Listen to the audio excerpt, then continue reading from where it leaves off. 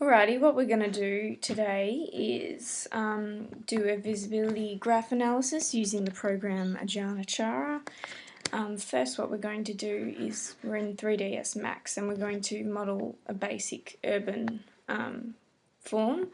So we'll just make 2 layers, and these correspond to the two different files that Ajanachara needs to have to process its VGA. So the 2 files there are kind of a walls file and a floor file. So that really much just corresponds to the ground plane and buildings. So let's just name these ground plane. We'll make a new one called buildings. Right, so let's just select the ground plane and draw it. So we'll make it about this size. Alright, and we'll just freeze that and just draw some buildings. So let's just get some boxes. And it's quite skinny. Yep, this is just kind of to give you a general idea about what Ajanachara can do. Alright, so now that we've got all that, what we're going to do is firstly we need to customize our unit settings, because at the moment this is in meters and it's probably 200 meters by 200 meters wide, and this is just far too big for Ajanachara to process. So what we're going to do is we'll just go to the unit setup. We'll go to system unit setup and we'll select centimeters. So hopefully we'll just check that to make sure that our ground plane is something like a meter, which is really the max that we'll probably want to be doing. Yep, so it's 1.2 meters long and 1.2 meters wide, which is perfect. Okay, so now we just need to export those. So I'll freeze the buildings, and what I'm going to do is export selected. So we go export, export selected. Alright, so now we can save this ground floor plane as, let's just save it in here, and we'll call it an urban floor. And we want to save that as a 3D Studio file, so that's .3ds. Okay, so we'll just go save, and we press OK.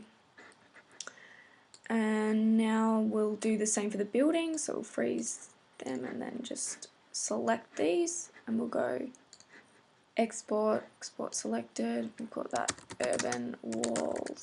Great. Okay, so we'll save, and we go OK.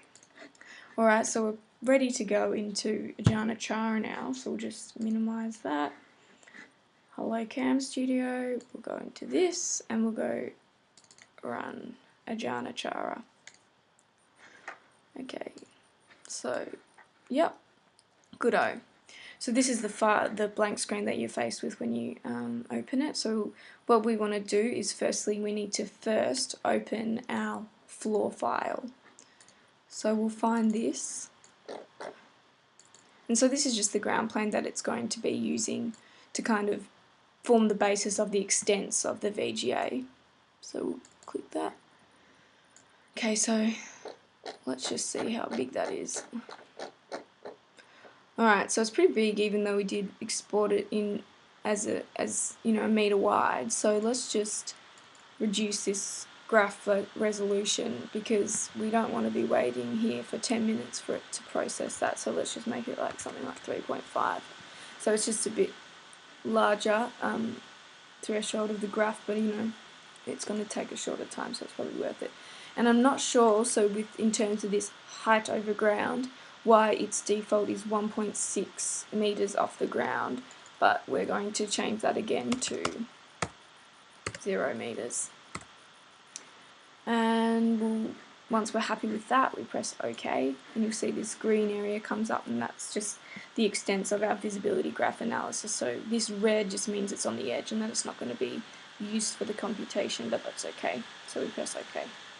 And now we have to just select our urban walls. So we press OK, and down here you can see that's computing. Yep, great, so it's worked.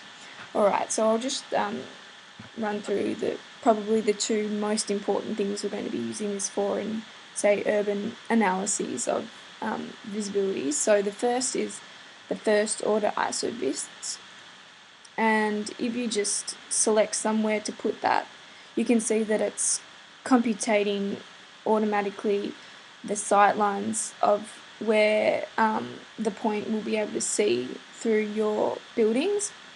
So that's really interesting. It's pretty quick to do. And the second thing that's quite useful is also the neighbourhood size, which, as you can see, is pretty much identifying the hotspots in terms of openness and visibility, which is, you can see this yellow bit here, and then to the more darker areas, which are the red and the dark blue, kind of purple.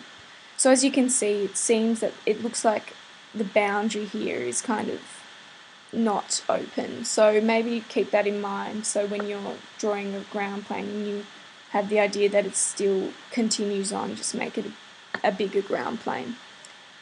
Anyway, thanks for watching, and we'll be making more videos soon.